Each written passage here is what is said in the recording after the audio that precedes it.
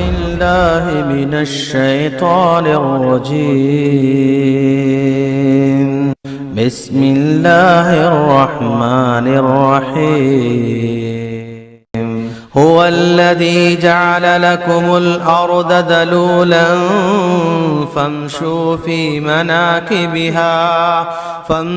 في مناكبها وكلوا من رزقه وإليه النشور. آمنتم من في السماء أن يخسف بكم الأرض فإذا هي تمور أم أمنتم من في السماء أن يرسل عليكم حاصبا فستعلمون كيف نذير.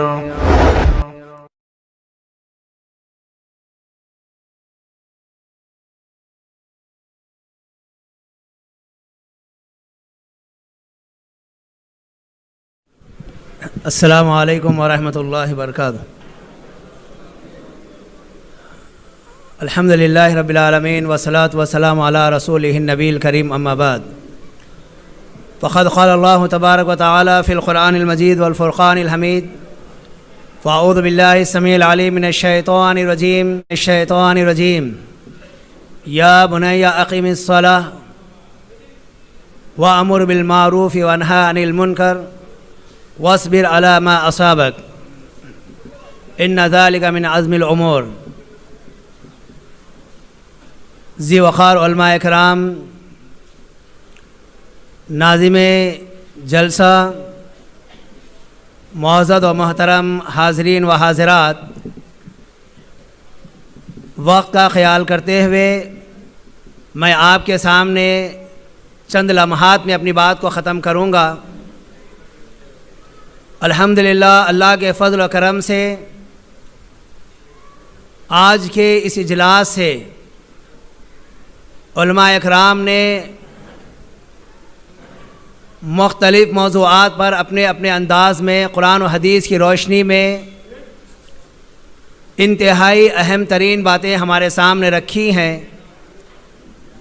اللہ سے دعا ہے کہ اللہ تعالیٰ ان علماء اکرام کے علم میں مزید برکت عطا فرما اور ہم تمام کو عمل کی توفیق عطا فرما.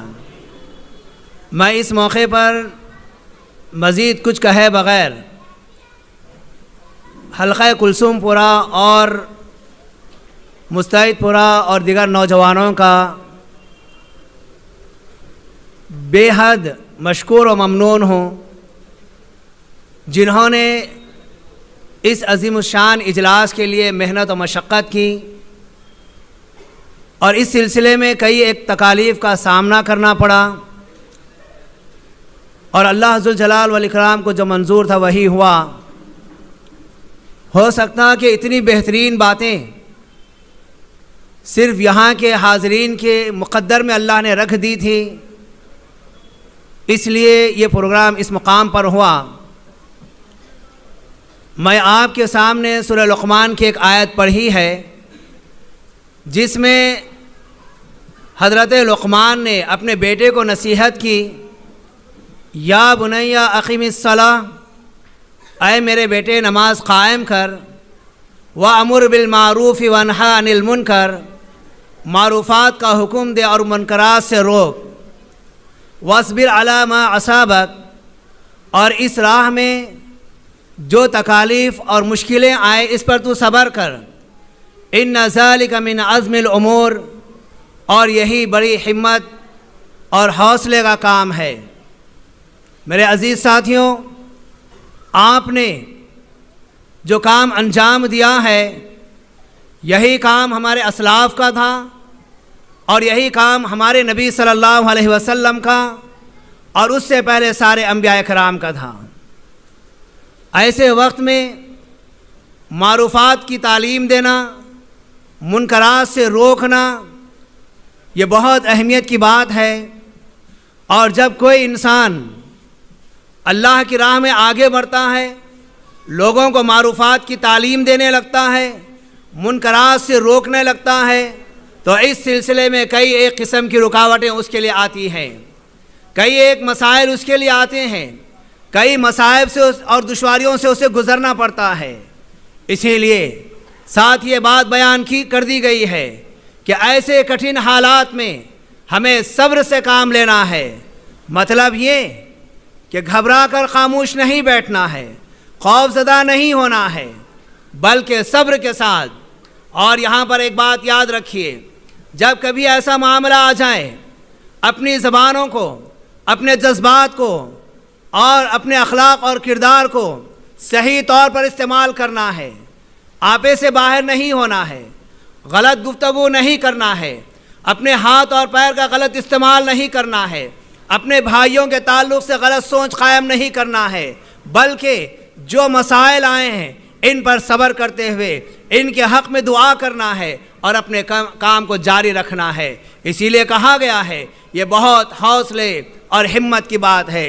یقیناً میں اس موقع پر ان سارے نوجوانوں کو اور ان سارے ذمہ داروں کو اور ساتھ میں ہمارے ناظم اجلاس جو مسلسل ان نوجوانوں کے ساتھ رابطے میں تھے، ان تمام کو مبارکباد پیش کرتا ہوں، اور میں ان تمام کے حق میں دعا گو ہوں کہ اللہ تعالیٰ آپ کی محنتوں کو، آپ کی کوششوں کو، آپ کی کاوشوں کو قبول فرمائے اور مزید حوصلہ عطا فرمائے، آپ کے اندر استقامت عطا فرمائے، آپ تمام کے اندر استقلال عطا فرمائے، اور صبر کے ساتھ، ہمت کے ساتھ مزید ایسے پروگرام مختلف مقامات پر منعقد کرنے کی آپ کے اندر صلاحیت عطا فرمائے۔ عزیزان محترم، وقت کافی ہو چکا ہے اور ہمارے بزرگین بھی یہاں پر موجود ہیں، کئی لوگوں کے مختلف مسائل ہیں، اس لیے مزید میں اپنی بات کو آگے بڑھائے بغیر یہیں پر ختم کرتے ہوئے اپنے علماء اکرام کا مشکور ہوں، اور آپ تمام احباب کا بھی۔ سردی کے موسم میں اتنی رات تک آپ قال اللہ قال رسول کی باتیں سننے کے لیے اکٹھا ہوئے ہیں، اے اللہ ہم تمام کے یہاں اکٹھے ہونے کو اور جو باتیں ہم نے سیکھی ہیں، سنی ہیں،